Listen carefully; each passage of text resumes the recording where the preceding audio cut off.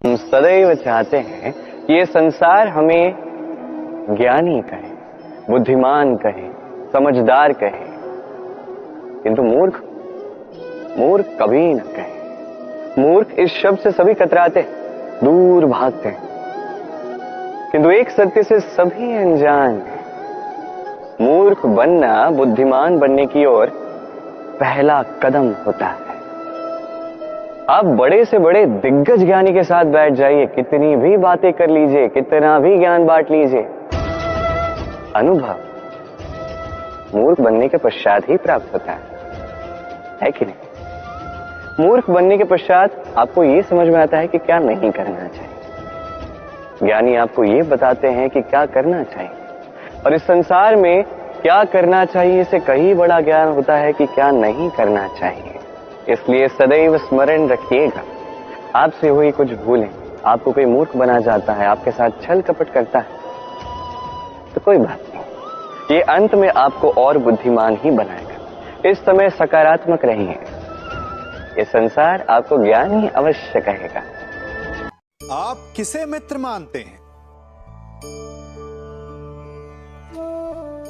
उसे जो आपसे मीठा बोले, और शत्रु किसे मानते हैं? उसे जो आपसे कड़वा बोले?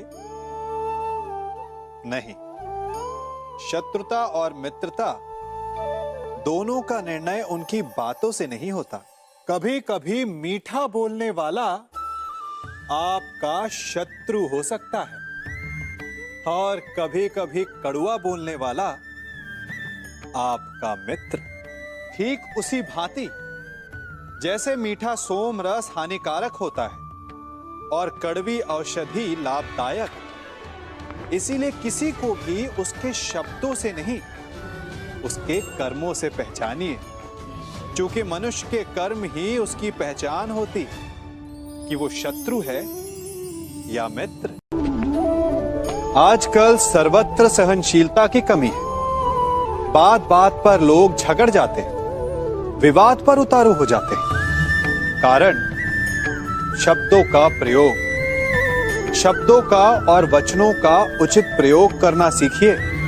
आपकी आधी समस्याएं तो वहीं समाप्त हो जाएंगी। शब्द हमारी सबसे बड़ी पूंजी, उनका सोच समझकर भली प्रकार उपयोग करना ही श्रेयस्कर है। जो शब्द की महिमा और शक्ति को पहचान गया, वो इस सृष्टि के आनंद को भी समझ गए। श्री राम से पूछिए, उनके लिए सुंदरता की परिभाषा हनुमान है।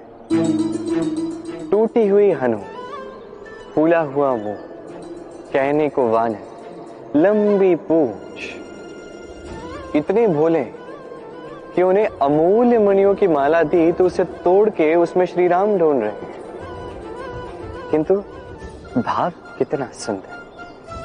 उनका मानना ये कि भले इस संसार के सबसे अमूल्य मणियों से ये माला बनी हो, यदि इसमें श्री राम नहीं है तो इसका कोई अर्थ नहीं है। सुंदरता रूप में नहीं, भाव में निहित होती है।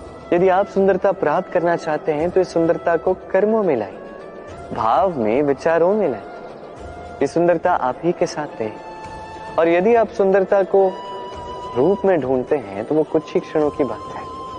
वो सुंदरता समय के साथ पुनः लौट जाएगी। सुंदरता पानी ही है, ढूंढनी ही है तो हृदय में ढूंढिए, कर्मों में ढूंढिए। मन प्रसन्न होकर कहेगा, राधे।